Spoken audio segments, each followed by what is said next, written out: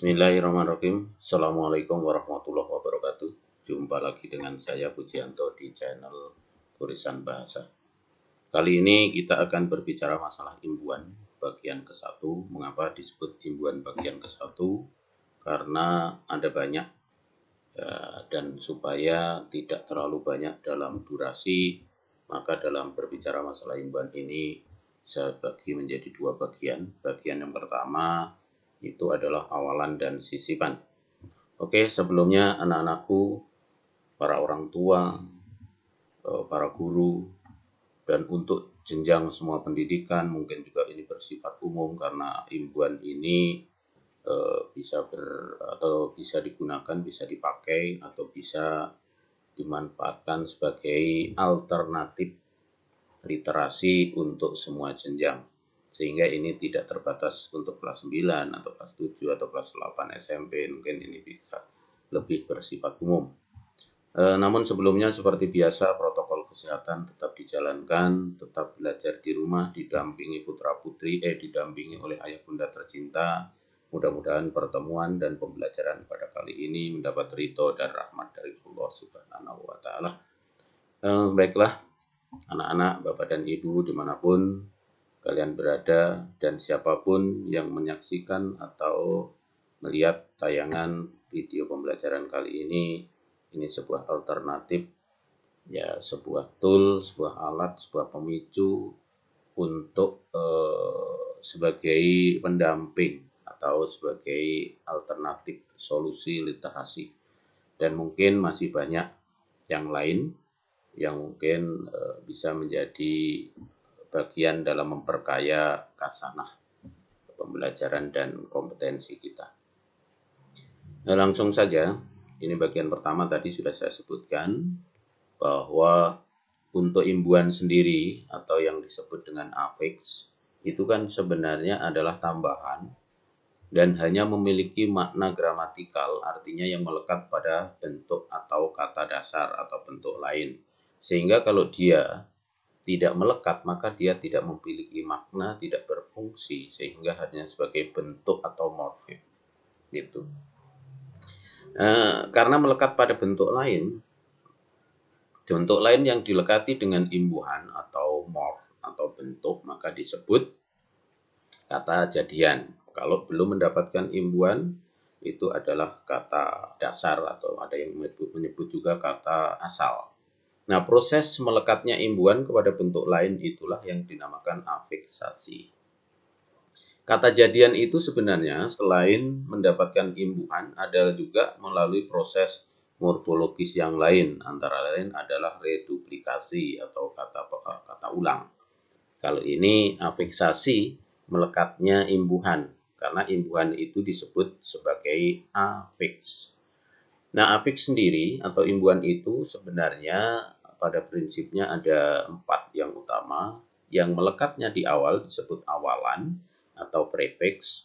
Yang melekatnya di tengah disebut sisipan atau infix. Dan melekatnya di akhir itu namanya akhiran atau sufiks. Sedangkan ada lagi bentuk yang melekatnya secara bersama-sama, sekali lagi secara bersama-sama, di awal dan di akhir, maka disebut konfiks. Secara garis besar, macam-macam awalan itu ada me, ber, di, ke, ter, pe, per, swa, pra, dan se. Ini nanti ada juga variasi-variasi atau perubahan-perubahan yang yang berbeda dari bentuk asalnya. Kemudian ada awalan dan akhiran atau konfiks. Ada 3 yang sangat terkenal, yaitu kean, pean, dan peran. Infik, elemer. Jadi perhatikan ini cara menulisnya ya. Kalau awalan berarti ada stripnya di belakang gitu. Kalau konfik berarti stripnya di tengah. Kalau infik sisipan berarti di awal dan di depan dan di belakang. Makanya gitu. Kemudian kalau akhiran ada stripnya di depan, i kanan, wan wati. Nah ini secara garis besar. Ya. Secara garis besar ada 4 model. Yang paling banyak adalah awalan dengan berbagai variasinya. Oke, lanjut. Nah, ini bentuk awalan yang pertama me dan pe dengan segala variasinya. Saya analogikan me dan pe ini seiring sejalan, senasib, sepenanggungan. Maka dari itu bisa berubah. Ya, me dan pe ini bisa berubah gitu ya. Me dan pe ini kan tadi tetap menjadi seperti itu kalau melekat pada huruf pertama, kata yang huruf pertamanya m, n, eng, in, dan nasal. Nasal itu ada ya sengau gitu kan. Nasal itu sengau, bunyi-bunyi sengau. Ini en, eng, in gitu. Nye ini nasal. L dan lain-lain. Contoh, lempar mendapat me menjadi melempar. Kemudian me, masak mendapatkan me menjadi memasak. Kalau pe, ya, pelempar, pemasak. Kalau melempar ini kan kata kerja, ya, kata kerja. Kalau pelempar ini pelaku, ya, orangnya. Pelempar, pemasak. Kalau memasak kata kerja, masak kata kerja, lempar kata kerja. Tetap seperti kata kerja, tidak mengubah bentuk kata. Atau nah, kemudian kalau ini kan menjadi artinya pelakunya. Nah, ini di sini sengaja tidak saya tulis gitu kan karena sama. Pe maksudnya pe atau masak mendapat awalan pe menjadi pemasak gitu. Kemudian lempar mendapat awalan pe menjadi pelempar dan seterusnya. Yang kedua, me berubah menjadi men, pe berubah menjadi pen. Ini kalau melekat pada kata yang huruf pertamanya T, D, C, J atau konsonan dental. Dental itu gigi. Makanya merek pasta gigi itu biasa ada belakangnya den. Itu artinya dental atau gigi. Misalnya Ritaden, Pepsoden, Ciptaden, ya den-den yang lain. Kecuali kalau sekarang modelnya kan macam-macam ya. Ada close up, gitu. Ada enzim, ya, ada total atau detol itu. Ya, itu beda. Tapi pada prinsipnya tadi dental itu adalah gigi. Misal kata dasarnya tusuk mendapat me, gitu kan, berubah menjadi men, sehingga t-nya luluh, hilang menjadi menusuk, gitu. Kalau kalau mendapat pen atau pe menjadi penusuk, gitu. Sama di atas ya.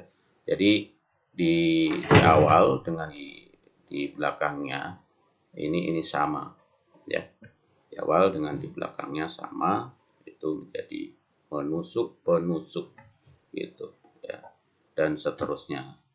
Mendorong, ya, dorong, mendorong, pendorong dan seterusnya. Kemudian yang ketiga berubah menjadi mem ya. Mem atau pem itu. Misalnya melekat pada kata P, B, ya, M itu. Ini labium atau labial atau bibir ya. Labium itu bibir, sehingga kata yang diawali dengan huruf-huruf itu bergerak ya, artikulatornya dan titik artikulasi itu akan bersentuhan antara bibir atas dan bibir bawah. Misalnya pukul itu kan melibatkan seperti itu, sehingga menjadi memukul, bukan mempukul tapi memukul, menjadi mem gitu. Bakar menjadi membakar, menjadi pembakar, pemukul kalau mendapat awalan pem atau berubah menjadi pem. Oke, itu yang berikutnya, yang ketiga. Berikutnya yang keempat, berubah menjadi menge. Ini bila melekat pada kata yang hanya satu suku kata, misalnya cat menjadi mengecat, cor menjadi mengecor. Begitu juga kalau peng menjadi pengecat, pengecor. Sama, ini pelakunya ya. Jadi berubahnya seperti itu. Berikutnya berubah menjadi men atau pen. Kalau melekat pada konsonan, melekat pada kata yang diawali dengan konsonan desis atau s yang lazim ya. Misalnya sikut menjadi menyikut, penyikut, sapu menjadi menyapu, menjadi penyapu, bukan pensapu ya. Tetapi kalau C itu nggak luluh ya. Misalnya cuci menjadi mencuci, colok menjadi mencolok gitu ya. Larinya ke sini tadi kan Nah, ini larinya ke sini. Gitu. Berikutnya ya menjadi meng atau peng ya, menjadi meng atau peng. Jadi ke sini dulu tadi ya. Nah, ini kalau melekat pada kata konsonan velar ya, KPTS gitu kalau orang menurut KK, KH, G, ang. Misalnya mengukus, itu kan kata dasarnya kukus, mendapat menjadi meng. Ini bukan mengkukus tetapi mengukus. Goreng menjadi menggoreng. Jadi penggoreng jadi pengukus. Inilah awalan me dan pe beserta variasinya. Sehingga kalau kita lihat awalan me ya, awalan me itu menyatakan kerja menjadi atau membentuk kata kerja yang tidak mengubah. Tetapi awalan pe itu menyatakan pelaku ya, pembakar, pemukul, penusuk itu kan menyatakan pelaku, bisa disebut kata benda. Jadi ada perbedaan dan ada beberapa variasi untuk awalan me dan awalan pe. Berikutnya, ada awalan ber dan awalan ter. Awalan ber ini bisa berubah atau bisa tetap ber. Misalnya pada kata tahta menjadi bertahta. Ini menduduki artinya, menduduki tahta atau memiliki tahta. Tetapi awalan ber bisa berubah juga menjadi be bila, gitu kan? Bila melekat pada kata yang suku pertama mengandung er atau huruf pertamanya r. Contoh, kata dasarnya kerja, ini kan suku pertamanya ker. Sehingga menjadi bekerja, bukan berkerja, tetapi bekerja karena suku pertamanya ada er-nya. Ya. Kemudian rambut, bukan berambut tetapi berambut. Ya. Gitu. Dan misalnya ada ternak, bukan berternak tetapi beternak. Cermin, bukan bercermin tetapi becermin. Nah, itu pengecualian atau berubahnya. Juga ber bisa berubah menjadi bel bila melekat pada kata ajar menjadi belajar, bukan berajar. Awalan ber ini sebenarnya senada dengan awalan per ya. Bisa berubah menjadi pe, bisa berubah menjadi pel. Kalau pel ya, kalau itu misalnya per bertemu pada kata ajar, bukan perajar tapi pelajar. Nah, itu misalnya gandengannya. Misal juga awalan ter ya. Terjatuh artinya tidak disengaja. Terangkat artinya dapat di. Terpandai artinya paling. Jadi awalan ter itu bisa bermakna tidak disengaja, bisa dapat di, bisa bermakna paling. Juga berubah menjadi te, gitu kan? Bukan terpercik tetapi tepercik gitu.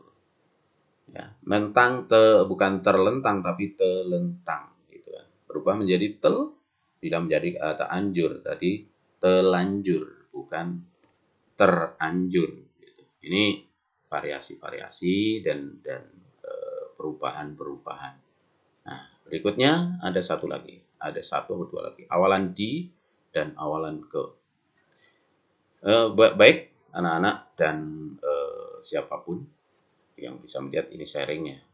Awalan ke atau di ini bisa sebagai posisinya sebagai awalan, bisa juga sebagai kata depan. Kapan di sebagai awalan dan kapan di sebagai kata depan? Di sebagai awalan ya, itu ditulisnya serangkai dan yang menyatakan kerja itu di sebagai awalan. Misal ditulis, dikubur, dimasak. Ini kan sebagai awalan, maka ditulisnya serangkai menyatakan kerja. Dan di sebagai kata depan ya, ditulisnya terpisah makna atau bermakna arah, tempat atau tujuan. Contoh, di kantor. Ini menyatakan tempat, arah, mungkin tujuan. Di lapangan, di toko. Maka di pada kondisi atau posisi seperti ini disebut atau sebagai kata depan. Nah, berikutnya ke. Ke bisa juga sebagai awalan seperti di tadi dan bisa juga sebagai kata depan. Ya. Misal Ini di sebagai awalan. Ada 3 kata ini yang lazim, yang biasa, yaitu ketua, kekasih, kehendak. Dan kata-kata ini sudah tidak terlalu produktif, ya artinya ya itu saja. Untuk yang lain-lain, ke sebagai awalan mungkin ke satu, kedua, ketiga, urutannya. Ke sebagai kata depan juga sama tadi seperti di yang menyatakan arah, tempat, tujuan, dan penulisannya terpisah. Misal ke toko, ke pasar, ya ke depan, ke lapangan gitu. Ya, ini ke sebagai awalan dan ke sebagai kata depan, di sebagai awalan dan di sebagai kata depan. Sehingga kapan itu di sebagai awalan dan kapan itu ke sebagai awalan itu ada ciri dan ketentuannya. Berikutnya per, swa, pra, dan se. Ini awalan. Ya. Pertajam, awalan per. Kemudian yang lainnya tadi yang saya sebutkan bisa berubah menjadi pe. Gitu. Kalau melekat pada kata yang huruf suku pertamanya mungkin er. Ya. Perkerja bukan begitu. Jadi kerja menjadi pekerja. Ya. Kalau pe tadi kan variasinya bisa pem, bisa penge, bisa begitu. Nah, kalau per variasinya bisa pe. Gitu. Swa artinya sendiri. Awalan ini sepertinya berasal dari bukan asli ya, yang artinya sendiri ya. Swadaya artinya daya sendiri. Swakarsa, karsa sendiri. Karsa itu kemauan atau kehendak, daya itu kekuatan. Swadaya berarti kekuatan sendiri. Pra itu sebelum, prakerja artinya sebelum kerja. Se itu bisa bermakna satu, sama, atau bisa bermakna dengan. Contoh, serumah artinya satu rumah. Kemudian setinggi artinya sama tinggi. Seizin artinya dengan izin. Gitu. Pegawai itu tadi dapat pulang atas seizin. Nah, seizin pimpinan. Gitu misalnya. Seizin artinya dengan izin. Ya. Itu per, swa, pra, dan se. Nah, setelah itu tadi awalan. Sekarang kita ngomongin sisipan. Sisipan itu hanya 3, l, m, r. Dan ini sudah tidak terlalu muncul atau kurang begitu produktif ya. Tidak sering dijumpai. Sisipan melekatnya di tengah kata, tidak terlalu produktif. Misal, sisipan l, ada kata tunjuk, mendapat sisipan l menjadi telunjuk. Tapak, dapat sisipan l menjadi telapak, gitu ya. Berikutnya guruh, mendapat sisipan em menjadi gemuruh. Kuning, sisipan em menjadi kemuning. Kuning, kemuning, guruh, gemuruh, gitu ya. Ada kata gigi, mendapat er atau sisipan er menjadi gerigi. Suling menjadi seruling. Ya, suling menjadi seruling. Ya, ini maknanya sih nggak terlalu jauh beda, cuman kata-kata atau sisipan-sisipan ini juga tidak terlalu produktif, artinya tidak terlalu sering dipakai dan tidak terlalu banyak dijumpai. Nah, ini tetapi ini harus diketahui, paling tidak ini menjadi dasar pemikiran. Nah, itulah perjumpaan kali ini kita ngomongin tentang awalan dan sisipan di awal dan di tengah. Nah, seperti biasa sebelum kita akhiri, sebelum saya akhiri, maka saya selalu mencari kata-kata yang bisa menginspirasi paling tidak bagi saya sendiri.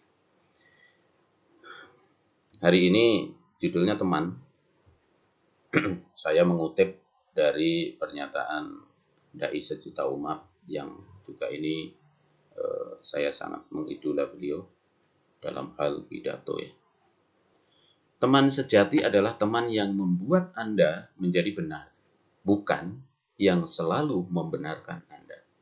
Saya ulang, teman sejati adalah teman yang membuat Anda menjadi benar, bukan yang selalu membenarkan Anda. Demikian perjumpaan kali ini. Terima kasih atas segala perhatian dan mohon maaf atas segala kekurangan. Billahi taufik wal hidayah. Wassalamualaikum warahmatullahi wabarakatuh. Sampai ketemu di pertemuan-pertemuan berikutnya. Tetap dalam channel Goresan Bahasa. Terima kasih.